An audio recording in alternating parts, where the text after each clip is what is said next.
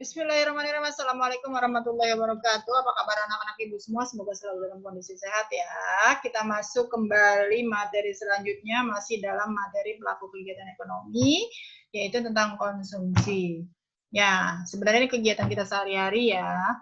Konsumsi adalah kegiatan menggunakan barang atau jasa untuk memenuhi kebutuhan atau memenuhi keinginan ya. Jadi kegiatan kita sebagai konsumen ya yang melakukan atau yang orangnya, kemudian konsumsi adalah kegiatannya, mengkonsumsi barang dan jasa, contoh kita makan, minum, menggunakan kendaraan, dan lain sebagainya, itu adalah kegiatan konsumsi. Nah, dalam konsumsi ini, ada faktor-faktor yang mempengaruhi. Faktor-faktor yang mempengaruhi konsumsi adalah pendapatan. Pendapatan seseorang pasti akan mempengaruhi ya. Kemudian tingkat harga tersebut naik atau turun, kemudian ada ketersediaan barang dan jasa, selera, lingkungan sosial budaya, perkiraan harga di masa yang akan datang ya. Nah, dalam konsumsi kita mengenal yang namanya ada dua teori kardinal dan ordinal berdasarkan Hermann Hendrik Goosen ya, di mana dikenal dengan hukum Goosen 1 dan hukum Goosen 2 dengan mengetahui nilai guna total dari nilai marginal utility atau kegunaannya ya. Nah, di sini hukum Goosen 1. Jika pemenuhan kebutuhan akan satu jenis barang dilakukan secara terus-menerus, maka rasa nikmatnya mula-mula akan tinggi. Namun, semakin lama kenikmatan tersebut semakin menurun sampai batas jenuh. Ya, contoh misalkan kita mengkonsumsi pizza. Ya, di sini diketahui nilai guna marginal dan nilai guna totalnya. Mengkonsumsi satu pizza sampai dengan 5 pizza, kita lihat nilai marginalnya, marginal utility-nya. Pertama, kita merasakan nikmat sekali mengkonsumsi satu pizza. Kemudian mengkonsumsi 2 pizza, biasa aja ya. Kemudian udah biasa gitu ya.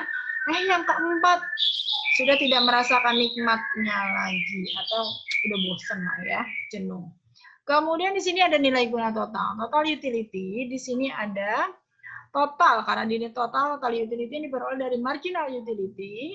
Yang pertama ditambahkan yang kedua 50 tambah 30, 80 tambah 20, 100. Menjadi kemudian 100 tambah 0, 100 tetap ya. Berarti ini batas maksimumnya ya.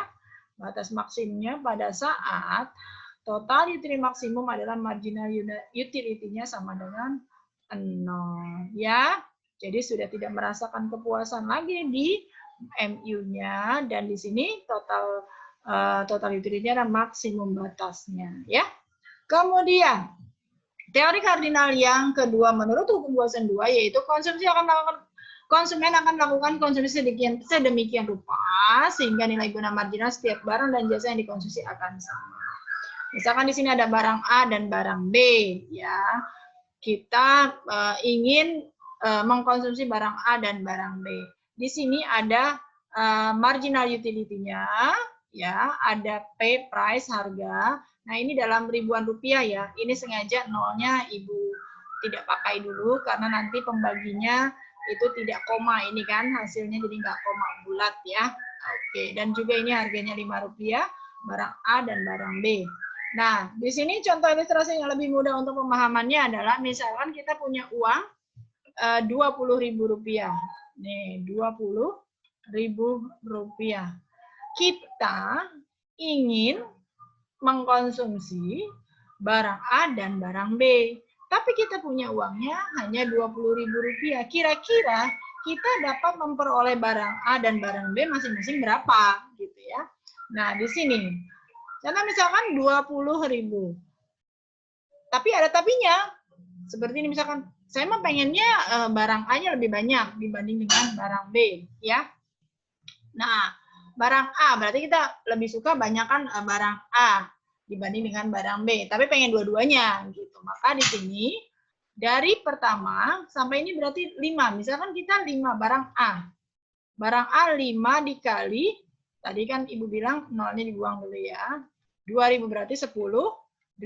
Kemudian barang B berarti 2 kali berapa? Maaf nih, iya 2 kali 5.000. Berarti 10.000. Nah, pas kan? 20.000. Berarti kita bisa memperoleh barang A 5, barang B 2. Dengan anggaran uang yang kita miliki adalah 20.000. Berarti memiliki tingkat kepuasan yang sama ya. Dikonsumsinya akan sama. Oke. Kemudian yang terakhir adalah teori ordinal. Pendekatan ordinal dilakukan dengan menggunakan kurva indiferensi. Di mana kurva indiferensi adalah kurva yang menunjukkan kombinasi dua jenis. Kalau kombinasi, ingat sama isokos isokwan ya, menunjukkan kombinasi dua jenis barang yang memberikan kepuasan yang sama. Di mana indiferen itu sama dengan tidak ada perbedaan. Nah, misalkan pengen mengkonsumsi 2 mangkok bakso dengan 2 gelas jeruk. Kemudian misalkan jadi 3 mangkok bakso jadi 1 gelas jeruk dan lain sebagainya, buah jeruk, es jeruk gitu ya. Misalkan di sini ada sebuah contoh, apel, jeruk, di mana di sini mengkonsumsi 4 apel dengan 1 jeruk, 2 apel dengan 2 jeruk, 1 apel dengan 3 jeruk dengan tingkat kepuasan yang kita urutkan seperti ini. Tapi sama, kepuasan yang sama. Ya. Jadi di sini kembali lagi kepada apa ya namanya rasa saya maunya apa ya? Saya kayaknya enak nih kalau misalkan makan 4 apel, 1 buah jeruk gitu ya.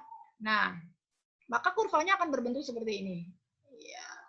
Oke. Nah, di sini misalkan di sini A, apel, di sini adalah J, jeruk. Di mana di sini ada titiknya maaf 1, 2, 4 ya. Maka dia akan bergeser seperti ini ya. Di sininya 1, 2, 3. Oke. Maka di sini A, B, C. Oke. A, B, C. Nah, kemudian dalam kurva indiferensi ini, kurva ini akan mengalami pergeseran dan akan mengalami rotasi. Kalau pergeseran, masih ingat ya, kalau bergeser itu bergeser ke kanan atas dan ke kiri bawah. Kalau ke kanan atas itu adalah kurva bergeser ke kanan atas terjadi jika harga apel dan jeruk itu mengalami penurunan. Maka tingkat konsumsinya akan naik. Dua-duanya ya, dua-duanya apel dan jeruk mengalami penurunan. Kalau bergeser ke kiri bawah, harga apel dan jeruk mengalami kenaikan, maka tingkat konsumsinya akan turun ya. Oke.